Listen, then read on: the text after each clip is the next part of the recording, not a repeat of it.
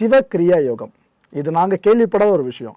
நீங்கள் முதல்ல சொன்னீங்க கிரியாவை அருள்னதே சிவபெருமான் அப்படின்ட்டு, அவர் பேரில் தான் யோகமே இருக்குது. அதை தாண்டி எதுக்காக சிவக்கிரியா யோகம்னு ஒன்று புதுசாக இருக்குது? கிரியாங்கிறது வந்து ஒரு சுத்தம், இதான் உண்மை. யோகங்கிறது ஒரு சுத்தப்படுத்தி உடலை ஒரு யோக நிலையை அடையிறது. இந்த ரெண்டும் வந்து நம்ம கொடுக்கும்போது சிவகிரியா யோகம்னு சொல்கிறோம். இந்த சிவன்னா என்னென்னா பெருமானுடைய மிகப்பெரிய சக்தி. அதாவது குருஜின்னு சொல்கிறோம். குருஜின்னா நான் குருஜியா? நான் குருஜி கிடையாது. குருஜிங்கிறது யார்?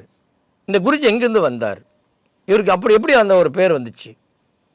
பெருமானே ஒருத்தர் குருஜியாக உருவாக்கித்தான் அவர் அனுப்பிச்சுக்கிறார். அவர் தான் அந்த குரு. அப்போ பெருமான் தான் குரு. பெருமான் வந்து இன்னொரு குருஜி மூலமாக வந்து குரு மூலிமா வந்துன்னு சொல்கிறோம். அப்போ அந்த குரு மூலிமா வந்த சக்தி தான் நம்மக்கிட்ட கொடுத்ததுனால நம்ம எடுத்துக்கிட்டோம். நாம் அந்த சக்தியை அடுத்து கொடுக்குறோம். அப்போ நம்ம ஒரு வேலைக்காரன் தான். அந்த வேலையை நம்ம செய்கிறது தான் நம்ம வழியே, நம்ம குருஜி கிடையாது. அதனால் அந்த பெருமானுடைய கருணை குரு மூலிமா போகிறதுனால அந்த குரு உள்ளே வந்ததுனால எனக்குள்ளே அந்த ஞானம் வரும்போது அது ஆட்டோமேட்டிக்காக உங்களுக்கு பார்த்தீங்கன்னா ஈஸியாக புரியும். நீ இதில் போ அப்படின்னு அது காட்டும். அதுதான் குரு. அது உங்களோட பேசும். இந்த கிரியா பண்ணி எல்லாத்துக்குமே இந்த பெருமாளுடைய கருணையில் உங்கள் ஆன்மா உங்களோட பேசுறதை நீங்கள் பார்க்க முடியும். அப்பா, பெரிய ஸ்டேட்மெண்ட்டாக இருக்குது சார்.